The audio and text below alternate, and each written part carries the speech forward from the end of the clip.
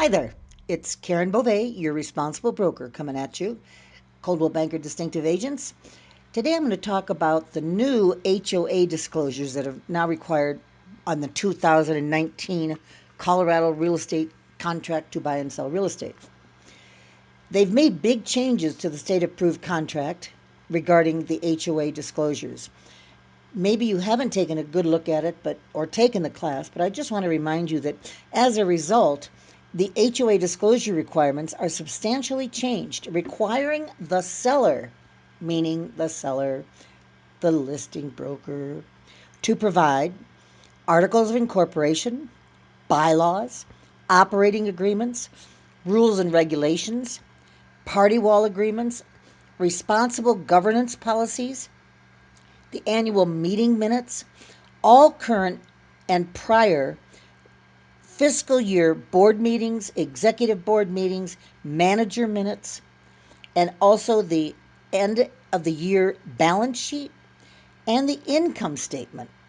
They're also going to be required to provide a budget, the reserve study, beginning reserves amount prior to the fiscal year. If there's been an audit, they're going to need to review the results. The seller needs to provide the copy of their insurance policy for the building, assessments by unit type, fees and charges, construction defect actions, and a status letter. This information must be provided by the contract deadline, or the buyer, very important, the buyer has a right to cancel the contract. If the buyer does not get this information 14 days prior to the closing date, the buyer can cancel the contract. A change of this magnitude has a potential to create chaos in most real estate professionals' offices.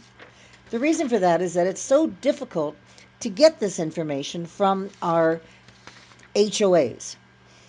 I'm going to use Steamboat as an example because that's what I'm most familiar with, but this also applies to Grand Junction, Montrose, Vale, Telluride, and Craig.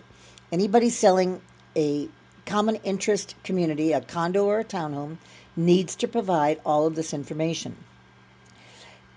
It's additional workload for the various management companies who are striving to be in compliance. For instance, in Steamboat, Mountain Resorts has a website for brokers where 98% of this required information is already posted and is kept updated as needed. Their staff is going through each of the associations to determine what docs might still be needed and will have them uploaded as their schedule and time allows.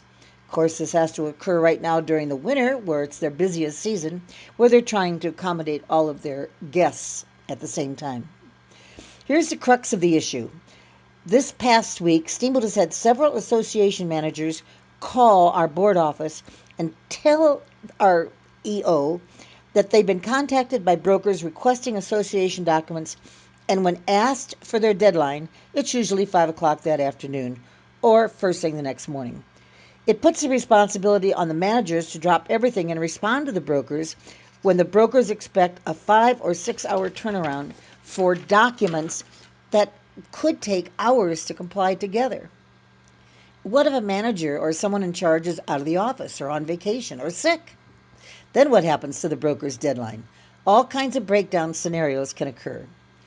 The association managers are asking to provide at least a 48-hour lead time when requesting association documents. Most of the time, these docs will be uploaded, but if they're not, they need time to be able to gather and provide them. The goal of most association managers is to provide the brokers with what you need to be successful, whether the association docs or even on the lender forms. Just give them ample time for them to do so. Perhaps when the contract is signed, it'd be helpful to send an email to the appropriate association manager, copying your seller and copying the buyer, to notify them of all the deadline dates and request the needed documents at that early time. I would like to see you go to your different associations, whether you're Telluride or Craig or Grand Junction or whoever you are. Talk to your EO at your Board of Realtors Association and see if they are working together with the different management companies to get this much needed paperwork to the buyers. Again, the thing I can tell you most of all is that the buyer can cancel the contract if he doesn't get this 14 days before closing.